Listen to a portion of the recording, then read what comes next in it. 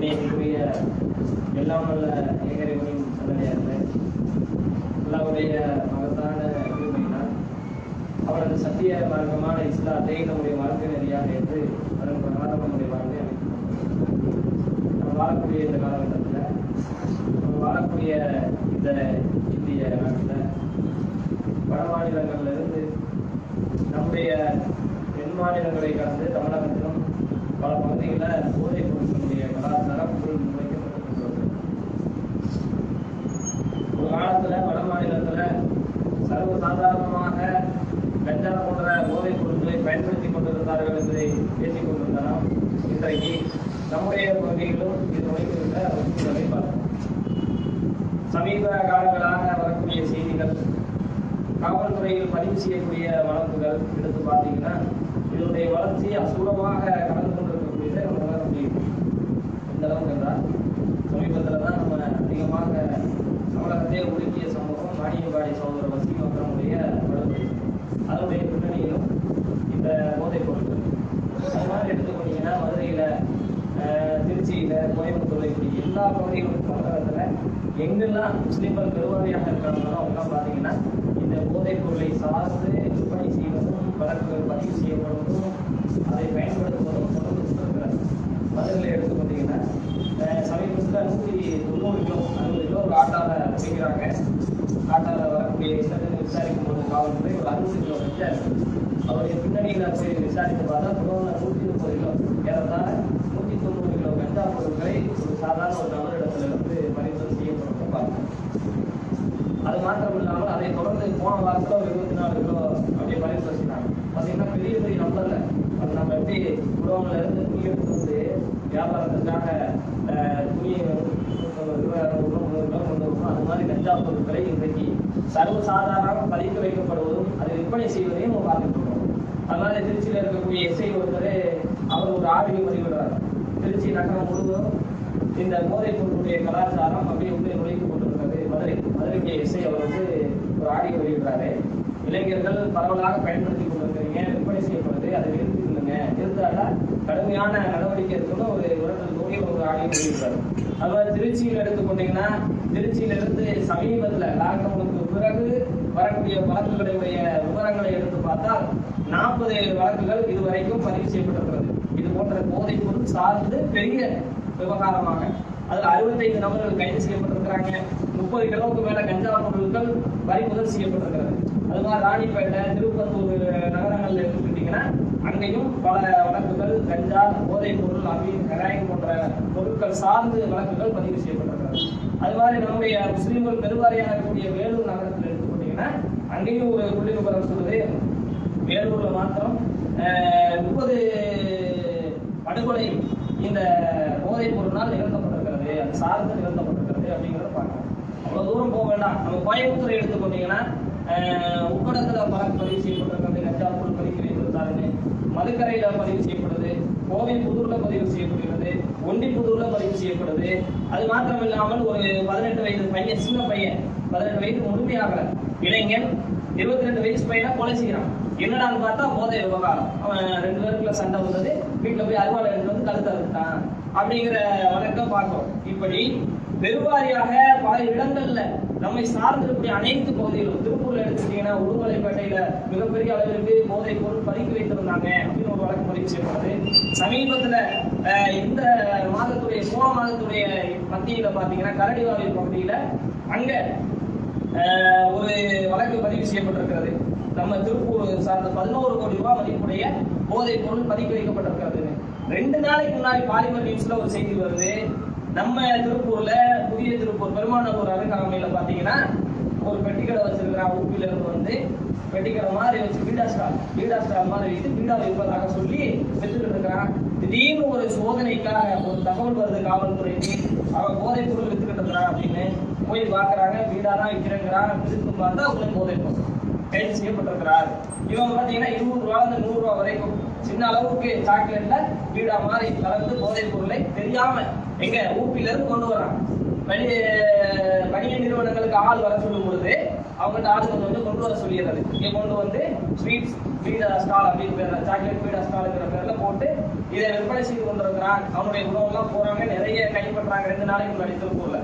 இது மாதிரி திருப்பூரிலும் பல பகுதிகளில் சமீபத்தில் வீடியோ பார்த்தோம். இளைஞர்கள் நம்முடைய கோம்பைத்தோட்ட பகுதியை சார்ந்த அந்த பகுதியில் இருக்கக்கூடிய சின்ன பசங்க போதையில அப்படியே அடிச்சுட்டு அவனால என்ன செய்யறது தெரிய முடியாம அப்படியே நடந்துட்டு இருக்கக்கூடிய வீடுகள் இப்படிதான் பார்க்கணும்.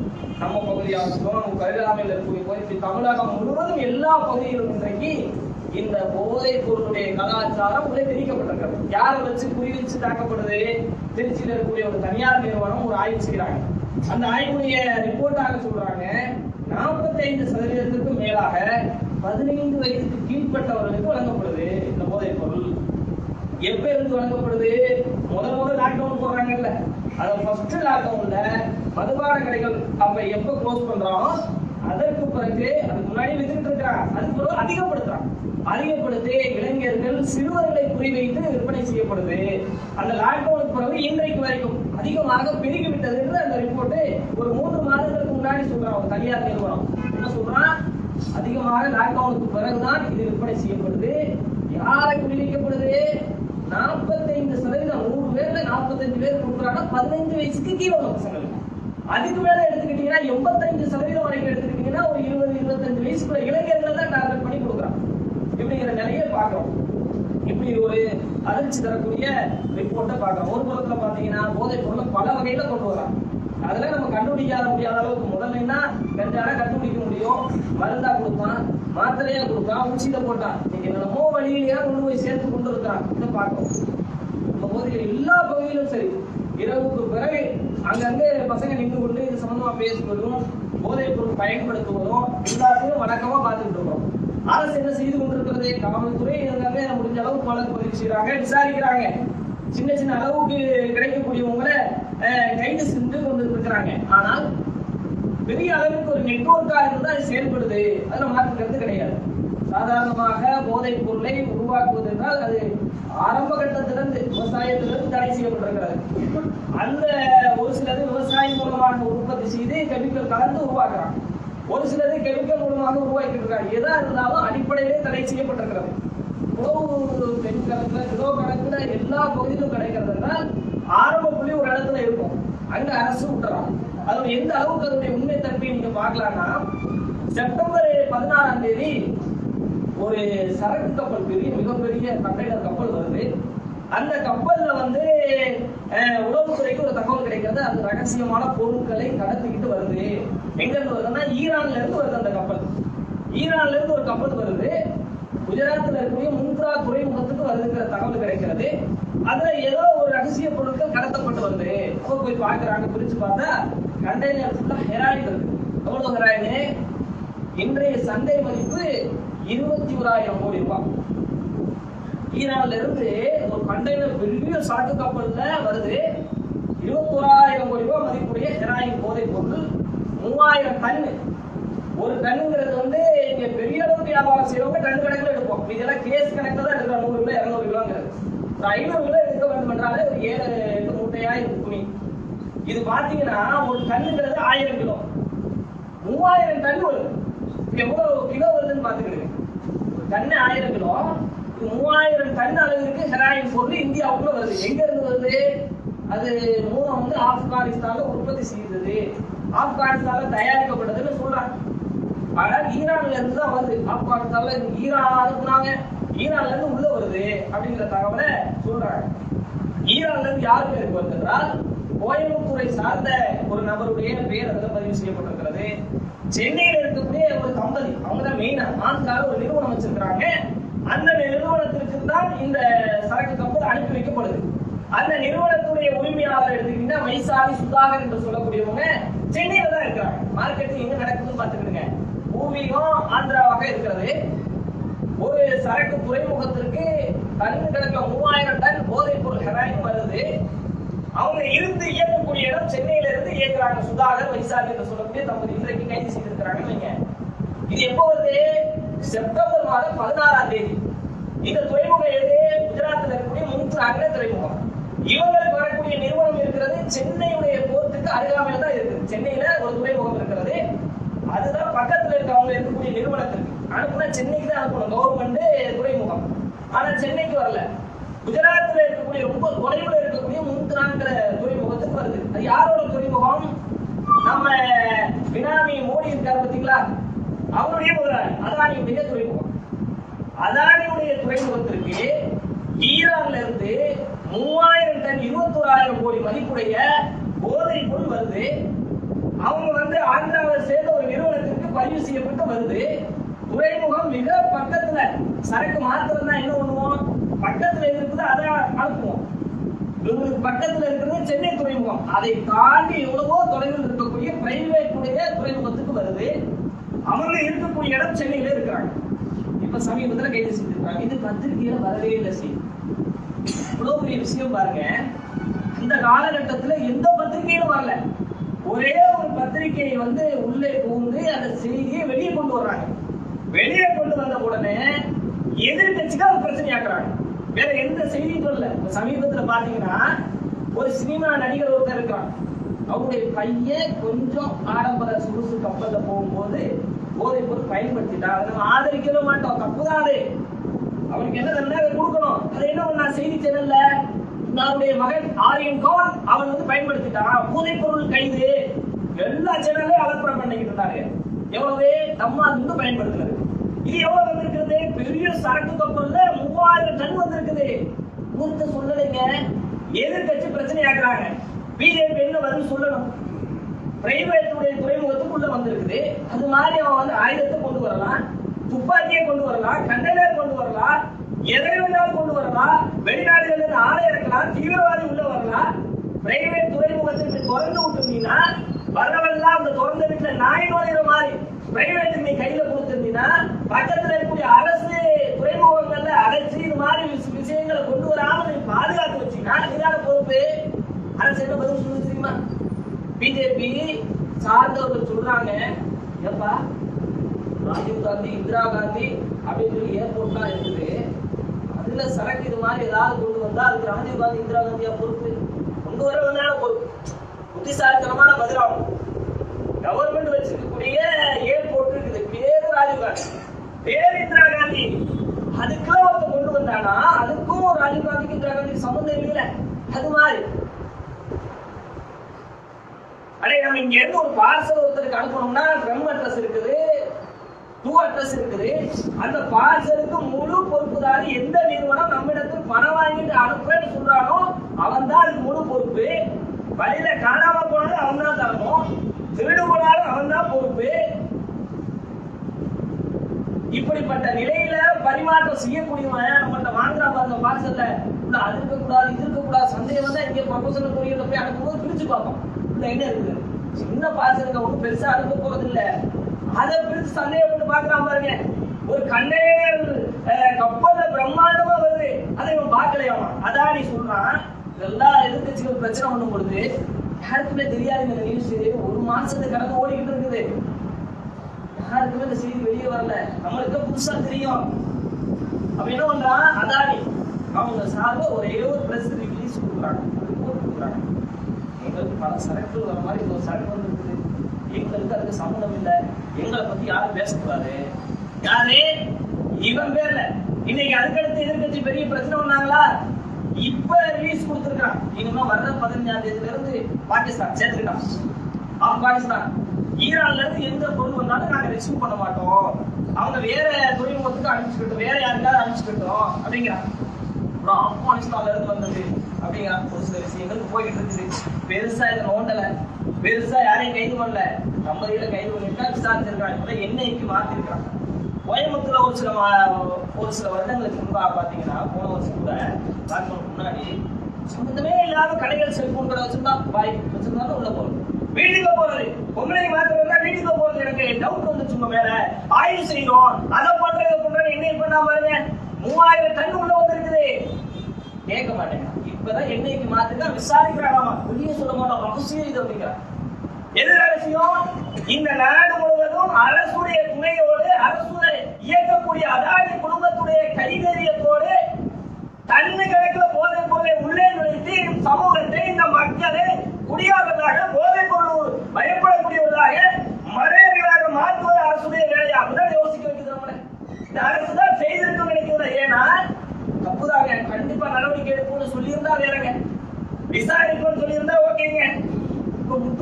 சொல்றாங்க. போன வாரத்துல கோர்ட்ல இருந்து சிறப்பு நீதிமன்றம் போதைப் பொருளை கண்காணிக்கக்கூடிய நீதிமன்றம் அவனா அந்த கேஸ் எடுக்கிறான். அவனா சொல்றான், கண்டிப்பாக அதாரி குடும்பத்திற்கு சம்பந்தம் இருக்க வாய்ப்பு இருக்குது. பணத்திற்காக இந்த வேலையை செய்திருக்கிறா என்ற கண்ணோட்டத்துல நீங்கள் விசாரிக்க வேண்டும். ஒரு மாசம் ஆச்சு கோர்ட்டு சொல்றான், அவனா எடுத்து சொல்றான். ஏன்னா கண்காணிக்க வரும்போது விசாரிக்காமலாம் உள்ள குழந்தை மாதிரிலாம் விட மாட்டான். பணத்துக்காக இந்த வேலையை செஞ்சானா, இவன் கூட இருந்து செஞ்சானா, இவன் தான் எக்ஸ்போர்ட் பண்றானா போதைப் பொருளை, பணம் அதிகமாக வருதுங்கிறதுக்கா இவன் தான் செய்தா என்பதை எல்லாம் விசாரிக்க வேண்டும். கோர்ட்டு சொல்லு, கவர்மெண்ட் சொல்ல. கவர்மெண்ட் என்ன சொல்றது? அதானி பேர்ல இருந்து அதானிக்கு சம்பந்தம் இல்லை. எதை வேண்டாம் கொண்டு வந்தாங்க. பிரைவேட்டுடைய கண்ட்ரோல்ல துறைமுகம் இருந்தால் இப்படி இருக்குது. இந்த அரசு இங்க பரவி இருக்கக்கூடிய போதைப் பொருளை கட்டுப்படுத்தாதுங்க, தடுக்காதுங்க. தமிழகத்துல இந்தியாவுல பரவி கொண்டிருக்கக்கூடிய இந்த போதைப் பொருள் கலாச்சாரத்தை இந்த அரசு தடுக்குமானா இந்த ஒரு சம்பவம் போது தடுக்காது. சந்தேகம் எந்த அளவுக்கு நமக்கு எழுது? அரசுதான் இந்த வேலையை செய்யுதோ, மத்தியில இருக்கக்கூடிய அரசுதான் இந்த வேலையை செய்து கொண்டிருக்கிறதோ. சிந்திக்கக்கூடிய மக்கள் இருக்கிற வரைக்கும் அவனுக்கு ஆபத்துங்க. சிந்திக்காத அடுத்த சமுதாயத்தை உருவாக்க வேண்டும் என்றால் போதைப் பொருள் தான் சரியான வழி. எந்த வழி மூலமா அவனை மயக்க முடியும்? போதை கொடுத்து பாருங்க, வாங்கி போட்டுட்டு அவனுக்கே என்ன செய்யறான்னு தெரியல. அவனுக்கே அடுத்து என்ன செய்ய வேண்டும் தெரியல. ஒரு சில வருஷத்துல ஒன்னத்துக்கும் ஆகாத, ஒன்னத்துக்கும் தேராதவனாக மாறுறான். ஒன்லி போதை பொருள் அப்படியேதான் வாழ 2 வருஷம், அவ்வளவுதான் அவனுடைய வாழ்க்கை. அப்படித்தானே போகுது. இளைஞர் சமுதாயத்தை உருவாக்க வேண்டும் என்ற செயல் திட்டம் இருக்குமோ அப்படின்னு சிந்திக்க தோன்றணும். இதுதானே இருக்குது. அரசு ஒரு புறத்துல விடுங்க, எல்லா பகுதியும் பணமெல்லாம் கிடைக்குதுங்க. ஸ்மார்ட்டா சின்ன பசங்க ஸ்மார்ட்டா பேசிக்கிறானுங்க. போன் வச்சிருக்காங்க. ஒரு பேரு பேர் வச்சிருக்கான். இந்த பேரை சொல்லி பயன்படுத்திக்கிட்டு இருக்கிறான். அங்க கிடைக்குது, இங்க கிடைக்குதுங்கிறான். பின்புறத்துல இருக்கக்கூடிய ரோட்ல கிடைக்குதுங்கிறாங்க பசங்க. ஒரு சில மெடிக்கல்ல, அவுட்டர்ல இருக்கக்கூடிய மெடிக்கல்ல இப்படி தனி பெயர் வைத்து வழங்கப்படுது அப்படிங்கிறான். போதைப் பொருள் எடுத்து அதோட இதோட மிக்ஸ் பண்ணி அதை சேர்த்து இதை உருவாக்க வேண்டும், அதை உருவாக்கி பயன்படுத்த வேண்டும் என்று அசால்ட்டா சொல்லிக்கிட்டு இருக்கிறான். இளைஞர் சமுதாயம் வழிகேட்டை நோக்கி சென்று கொண்டிருக்கிறது. நம்முடைய பொறுப்பு என்ன? கவர்மெண்ட் பார்க்கலாம், பார்க்காது. கவர்மெண்ட்டுக்கு லாபம் வருதுன்னா நமக்கு யோசிக்க தோணுது. போன்ற சம்பவங்களே பார்க்கணும். 1 மாசம் ஆச்சுல, சாதாரண மேட்டர் இல்லைங்க இது. அந்த கண்டெய்னர்ல ஒரு வேலை ஆயுதங்களை கொண்டு வந்திருந்தாங்க. தீவிரவாதி நீ உன் பேச்சுக்க வச்சுக்க, பாகிஸ்தான் தீவிரவாதி உள்ள வந்திருந்தா அதாவது காசு கொடுத்தா போதும்ல, எங்களுக்கும் அவர்களுக்கும் சம்பந்தம் இல்லைன்னு அறிவிச்சுட்டு போயிடுவாரு. இல்ல பாகிஸ்தான் தீவிரவாதி வந்திருந்தா இப்படிதான் இருந்திருப்பியா? நீ இப்படிதான் விசாரித்திருப்பியா? எத்தனை பொருளை போய்கிட்டு இருக்காரு, ஒரு வருஷத்துல போட்டோம். அப்ப நம்முடைய பொறுப்புகள் ஒரு சில இடத்துல இருக்கிறது. இது இஸ்லாமிய மாற்றம். இந்த போதைப் பொருளை குறித்து கடுமையான எச்சரிக்கை செய்யுங்க. இந்த அளவுக்குலாம் நபிகள் நாயகம் ஸல்லல்லாஹு அலைஹி வஸல்லம் சொல்றாங்க, போதை தரக்கூடிய ஒவ்வொன்றும் உங்களுக்கு ஹராம். எந்த வகையில போதை வருதோ அது எல்லாமே ஹராம். ஒரு தோழர் வந்து கேட்கிறார், அல்லாஹ்வுடைய தூதரே, மருந்துக்காக நாங்கள் பயன்படுத்தலாமா? இன்றைக்கு மருந்துக்கு நிறைய பயன்படுத்துறாங்க. போதை பொருளை வகை பிரித்து வச்சிருக்காங்க. ஏபிசின்னு ஒரு சில பேர் வச்சிருக்காங்க. கேன்சருக்கு மருந்தாகவும் போதை பொருளை தான் கொடுத்துட்டு இருக்காங்க. அவங்கள தற்காலிகமா நிவாரணம், தூக்கம் வரணும், அவங்களுக்கு வழி தெரியாமல் இருக்கிறதுக்காக பயன்படுத்தலாம். நபிகள் நாயகத்தில் ஒரு தோழர் வர்றார், அல்லாஹ்வுடைய தூதரே, போதைப் பொருளை நாங்கள் மருந்தாக பயன்படுத்தலாமா? மருந்துக்கு நாங்கள் பயன்படுத்திக்கலாமா என்று கேட்கிறாங்க. கேட்கும்போது நபிகள் நாயகம் சொல்றாங்க, மருந்தாக அதை பயன்படுத்துவதற்கு நான் தடை செய்கிறேன். உடம்புக்குள்ள வந்து அதுக்கு அடிமையாகிடுவீங்க. மருந்துக்குன்னு எடுத்துட்டீங்கன்னா அது அவங்க வாழ்க்கையா மாறிடும். மருந்தா கூட பயன்படுத்தக்கூடாதுன்னு இஸ்லாம் சொல்லுது. போதைப் பொருள் எப்படி எந்த ரூபத்தில் வந்தாலும் அது உங்களுக்கு தடை செய்யப்பட்டிருக்கிறது. அல்லாஹ் திருமறை குர்ஆன்ல பேசுகிறான். நபியே, உம்மிடத்தில் வந்து இந்த போதைப் பொருள் குறித்து கேட்கிறாங்க, சூதாட்டத்தை பற்றி கேட்கிறாங்க. நீங்க சொல்லுங்க, அதுல சின்ன அளவுக்கு நன்மை இருக்கிறது, அதை விட பெரிய அளவிற்கு அதுல தீமை இருக்கிறது, அதிகமாக இருக்கிறது. நன்மை கம்மியா தெரியலாம், அதை விட தீமை ஜாஸ்தியாக இருக்கிறது. அது இந்த உலகத்திலும் மறு உலகத்திலும் உங்களை நாசமாக்கிவிடும். மறுமையை நாசமாக்கக்கூடிய ஒரு விஷயம் இன்றைக்கு நம்முடைய வாழக்கூடிய பகுதியில, நம்முடைய சமுதாய மக்கள் மத்தியில கொண்டு போய் திணிக்கப்பட்டு இன்றைக்கு பழக்கப்பட்டு கொண்டிருக்கிறோம். ஏன் இந்த 15 வயதுக்கு உட்பட்ட பசங்களை தேர்வு செய்யறாங்க? ஒரு 24 வயதுக்கு உட்பட்ட இளைஞர்களை ஏன் தேர்வு செய்யறாங்க? ஒயின் ஷாப்பா கிடைக்கக்கூடிய முதியோர்களை நடுத்தர வயதுடையவர்களை தேடி போய் கொடுக்கலாம்ல. ஏனென்றால் இந்த வயது எதையும் ஏற்றுக்கொள்ளக்கூடிய ஒரு பக்கம் பொறுத்த வரைக்கும் குழந்தைகளை பொறுத்தவரைக்கும் என்ன இருக்குன்னு ட்ரை பண்ணி பார்க்கணும். பார்த்துட்டாலும் அடிமையாயிருவான். அடுத்த ஜெனரேஷன் அவுட்.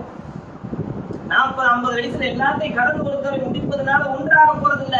அடுத்த சமுதாயத்தை வெளிநாடுகள்ல மேல நாடுகள்ல பாருங்க, ஒரு கையில வாயில ஏதாவது ஒரு போதைப் பொருளை வச்சிருப்பான், ஒரு கையில மதுபானத்தை வச்சிருப்பான், தான் வாழ்க்கைன்னு அடைகிறாங்க பாருங்க. அது மாதிரி இந்தியாவில ஒரு கலாச்சாரத்தை கொண்டு வர வேண்டும்.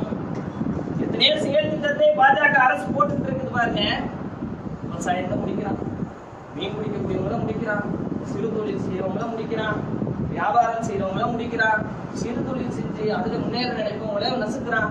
எத்தனையோ சேர்த்துட்டு வச்சுக்கோமா, இப்படி ஒரு சேர்த்துட்டமா இருக்குமோங்கிற சிந்திக்கிற அளவுக்கு எல்லாம் வருதுங்க. இது மாதிரி இருக்கக்கூடிய காலகட்டத்துல இஸ்லாம் ஒரு புறத்துல இதை தடை செய்திருக்கிறது, இன்னொரு புறத்துல இன்றைக்கு நாம் வாழக்கூடிய காலகட்டத்துல நிறைந்திருக்கிறது. நம்மை சேராது என்பதற்கு எந்த ஒரு வாக்குறுதியும் கிடையாது, எந்த உத்தரவாதமும் கிடையாது. பசங்களை சேராதுன்னு சொல்ல முடியாது. என் பையன் 4 பசங்களோட சேர்ந்து பேசுறான், விளையாடுறான், பழகுறான், பள்ளிக்கூடத்துக்கு போறான், போகக்கூடிய இடத்துல கொடுத்தாங்க. கொடுக்குறீங்க ஒரு கிராமப்புறத்துல, திருப்பூர்ல ஒரு கிராமப்புறத்துல பள்ளிக்கூடத்துல 4வது படிக்கக்கூடிய ஒரு பையன் திடீர்னு இஸ்லாமிய பையன் மைக்கு கொடுத்தவன். என்னடா ஸ்கூல்ல கொடுக்குறான்னு எடுத்து பார்த்தா வாயில பார்த்தா கூட படிக்கக்கூடிய பையன் அவங்க அப்பா போடுவாரு தெரியாம எடுத்து வந்துடுறான். எங்க அப்பா அடிக்கடி வச்சுட்டு வர வாயில நம்மளும் வச்சுக்கலாம். அவனுக்கு தாங்கிடுச்சு, இவனுக்கு தாங்கல, மைக்கு கொடுத்துட்டான். அவ்வளவுதாங்க. இவனுக்கு ஏதாவது தெரியுமா இதனால ஏதாவது இருக்குதுன்னு நான் சாப்பிடுறான். ஏன்னா இன்றைக்கு இளைஞர் சமுதாயத்தை குழந்தைகளை குறிவைத்து திணிக்கப்பட்டு இருக்காங்க. கொடுக்குறான், அதை வாங்கக்கூடியவர் தன்னுடைய நண்பருக்கு கொடுக்கிறான். அதை வாங்கி 2 நாள் பயன்படுத்தினால் 3வது நாள் அதை தேடி அவனுடைய வாழ்க்கை பயணிக்கிறது. நம்ம பசங்க அடையலாம், அதனுடைய பொறுப்பு நம்மிடத்தில் இருக்கிறது. அதனுடைய தாக்கத்தை குறைக்கக்கூடிய அனைத்து கடமைகளும் நம்மிடத்தில் இருக்கிறது. அப்ப நம்ம கவனமாக நம்முடைய வாழ்க்கையை கடக்க வேண்டும். அதற்கான வாய்ப்பை வல்லறிவன் நம்ம அனைவரும்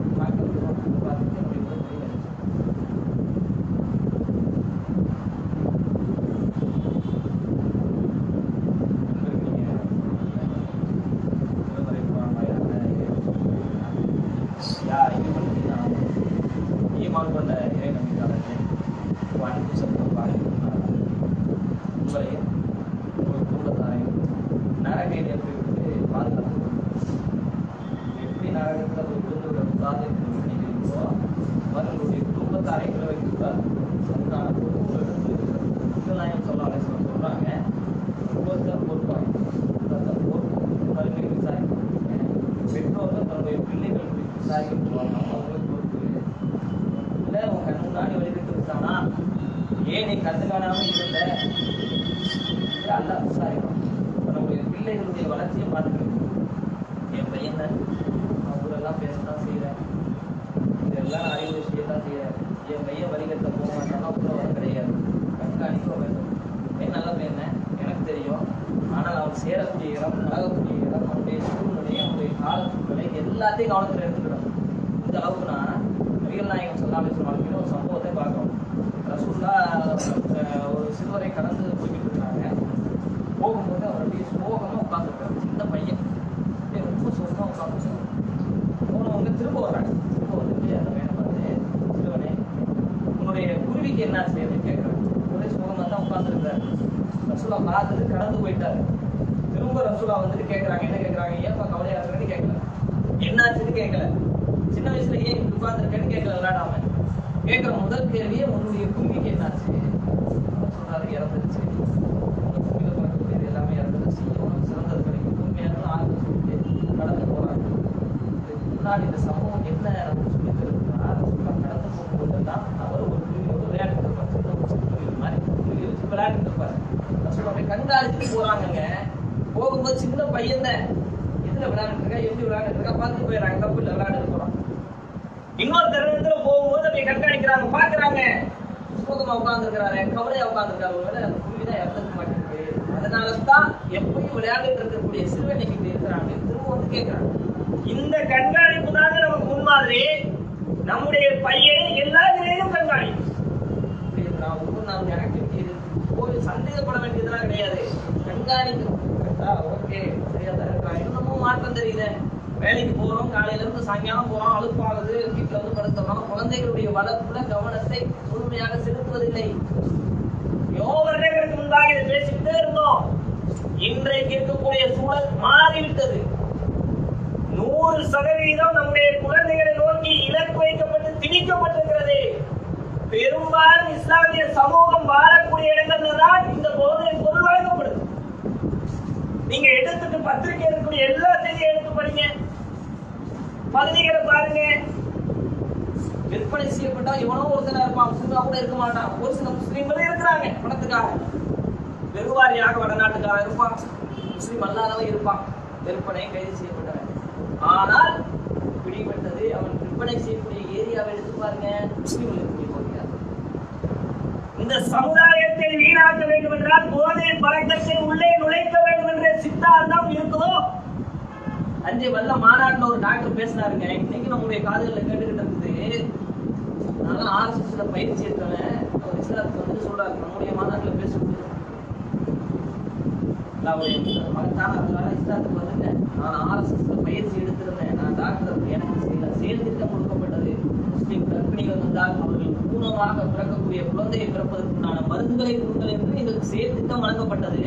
எப்ப 10-15 வருஷம் அதுக்கு முன்னாடி. நீங்களா சொல்ல வேண்டுமா? படிக்கிற செய்தியை பார்க்கும்போது நம்முடைய சிந்தனைகள் அப்படியே உரைக்கலையா? அரே இவனுடைய செயல் திட்டமா கூட இருக்கலாம். நமக்கு பொறுப்பு இருக்கிறது. என்னுடைய குழந்தை வளர்ப்புடைய எனக்கு பொறுப்பு இருக்கிறது.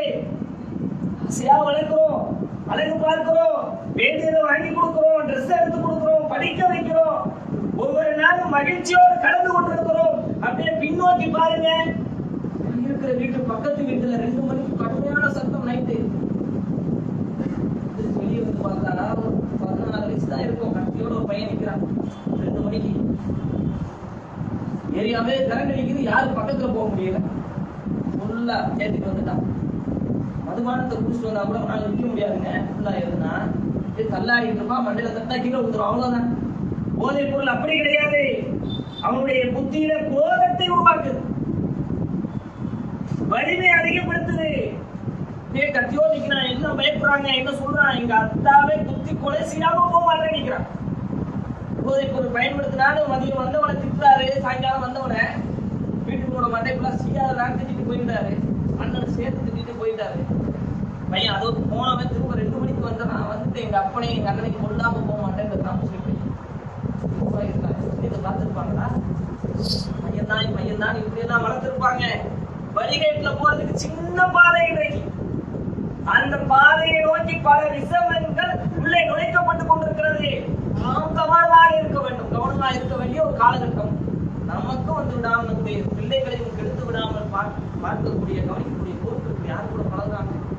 என்னுடைய நண்பர் ஒருத்தர் என்னை கொடுத்த ஒரு அத்தாட அறிமுகப்படுத்துறாரு. ஏங்க எல்லாத்தையும் கொடுத்து அத்தாட அறிமுகப்படுத்துறாரு. நண்பர்கள் என்னுடைய அத்தாக்கு தெரியாம நான் ஒரு நண்பரை வைத்திருக்கிறேன்னா அவன் வந்து ஒரு டேஞ்சரான ஆளு, அப்படி ஆள் தேவையில்லை. அதெல்லாம் சில முன்மாதிரி இருக்குதுங்க. என்ன விஷயம்னா, நிறைய பசங்க இருப்போம், ஃப்ரெண்டுகள் இருப்பான், சொல்லாம ஆனா வீட்டுக்கு தெரியக்கூடாத நண்பர்கள் அதெல்லாம் கவனம் நம்ம பிள்ளைகளுக்கு அப்படி இருக்கும். கவனத்துல வச்சு யார் கூட பழகுறான், யார் கூட பேசுறான், எப்படி டெய்லி ஆக்டிவிட்டி கரெக்டா இருக்குதா, ஈவினிங் வந்துட்டு சாப்பிட்டு எடுத்துக்கிறானா, வெளியே விளையாட போனவங்க எப்படி வர்றான், நீங்க பாருங்க. இல்லைன்னா அவங்க வீட்டுல சொல்லி பார்க்க சொல்லுங்க. நம்ம பசங்க நல்ல பசங்கன்னா செய்தான் சுமந்து கொண்டு இருக்கிறான், செய்தானுடைய வழியில செய்ய வைக்கிறான்.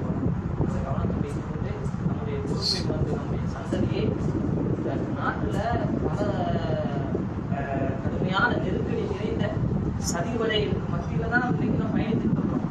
ஒரு வேலை சகோதரன் சொல்றா, ஒரு வேலை அடுத்த முறை பிஜேபி வந்தா இந்த நாடு இருக்காது, முஸ்லீம்கள் இருக்க மாட்டோம், செலவு செய்வாங்க. சாப்பிட பாருங்க, இன்னார் சிஏஏ இப்படியா கடுமையா போராடும். எப்படிய மனுஷன் கூட மதிக்க மாட்டேங்கிறாங்க, ஒரு விலங்கு கூட இந்த அளவுக்கு ட்ரீட் பண்ண மாட்டாங்க. அந்த அளவுக்கு இன்றைக்கு கொடுமையாக அந்த மக்கள் கருவறுக்கப்பட்டு கொண்டு வந்திருக்கிறாங்க. அந்த நிலை தொடரும் என்று சொல்றாங்க. இப்படிப்பட்ட ஒரு சதிவலை நிகழ்ந்த ஒரு காலகட்டத்தில் வாழ்ந்து கொண்டிருக்கிறோம். சதியில நாமும் சிக்கிவிடக்கூடாது, நம்முடைய குழந்தைகளும் சிக்கிவிடக்கூடாது என்றால் அல்லாஹ்வுடைய அச்சத்தை அவர்களுக்கு உருவாக்க வேண்டும். நாமும் அல்லாஹ்வுக்கு பயந்தவர்களாக வாழ்க்கை அமைத்துக் கொள்ள வேண்டும். அவங்களே சொந்தமா மதுபானத்தை காய்ச்சி குடிக்கிறாங்க. வாங்கிலாம் குடிக்க மாட்டாங்க. ரசூலுல்லாஹ் காலகட்டத்துல சந்தானி மக்கள் அவங்க வீட்டுல உருவாக்குவாங்க. மக்களே போதை இன்னும் போதையை ஏற்படுத்தணும்னு காய்ச்சி குடிச்சிட்டு இருந்தாங்க. அந்த சமூகம் எப்படி மாறுது? ஒரு கடுகு கூட மருந்துக்கு கூட அதை பயன்படுத்தாத அளவுக்கு மாறுது. எதை வைத்து மாற்றப்பட்டது? ஏக இறைவனுடைய பயம், மறுமை வெற்றி, அதை வைத்து மாற்றப்பட்டது. நம்ம சமூகம் இன்றைக்கு போனால் நம்மளால் ஈஸியாக அதை வைத்து மாற்ற முடியும். அதனுடைய பொறுப்பு நம்முடைய குழந்தைகளுக்கு மாற்றத்தில் நம்முடைய பகுதியில் நிறைந்திருக்கக்கூடிய எல்லாருக்கும் இருக்கிறது. அதை கவனத்தில் வைத்து கண்ணு கருத்துமாக இருக்க வேண்டும்.